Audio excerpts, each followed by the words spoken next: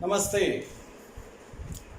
Continuing this fruitful utilization of time during this compulsory lockdown, let's have a look at what the society does to the conscious mind of every individual. When I say society mind, it is the mind of my parents, it is the mind of my relatives, my uncles, aunts, it is the mind of my school, my teachers, it is the mind of my college, my universities, it is the mind of my friends, it's the mind of my colleagues, it's the mind of the society, it's the mind of the community, it's the mind of the different people I engage with during my lifetime. So all these influences manage to make my conscious mind. Let me give you a very simple example. A newborn baby is abandoned on the road, the parents run away. A couple comes and picks up the baby and adopts the baby. Now, if the couple is of the Christian faith, will the baby ever go to a mosque or a temple? Most unlikely. The baby will always go to the church. If the same baby was picked up by a couple of the Muslim faith, the baby would never go to a temple or a church. The baby would always go to a mosque. And if the same baby was picked up by a Hindu couple, the baby would never look at a church or a mosque. It would adopt the Hindu faith. The baby, when it was born, had no coloration in the consciousness. The coloration was added by the society. It is the society that makes me. The good or the bad that I become in life is the influence of the society on my conscious mind, and sometimes that influence is active and deliberate, and sometimes it is passive because I watch people around my society and how they behave, and that becomes part of my education. It is like some elderly guy telling me, "My child, cigarette smoking is injurious to health," but the guy himself is smoking. So while I am listening to the instruction that cigarette smoking is injurious to health, I am watching him smoke. So most likely, I pick up the education that smoking looks macho,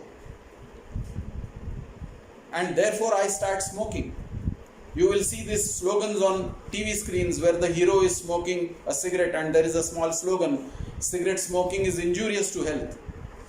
What are the chances that the impressionable young minds are reading that slogan? Very low. Most of the young minds would be enamored by their favorite hero looking macho, smoking a cigarette, and they would try to copy that. So your conscious mind is under the influence of the society. If I am born and brought up in a relatively decent family and a relatively decent society who respect women, and I grow up to be an adult 20-year-old, I see a beautiful lady passing, chances are that I will look at the lady because of my youth, I will appreciate her beauty, and that's the end of the story. I will probably be pleased looking at a beautiful lady walking past.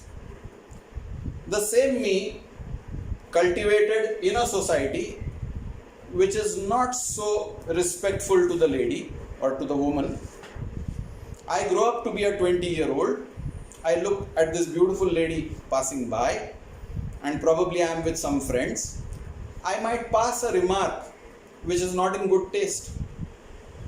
I might even make a comment or blow a wolf whistle. So this is part of my cultivation of the consciousness under the influence of the society in which I was born. The same me, born and brought up in a society which treats women with disdain, considers a woman a commodity to be used and discarded. I grow up to be a 20-year-old. I look at the young beautiful lady walking past.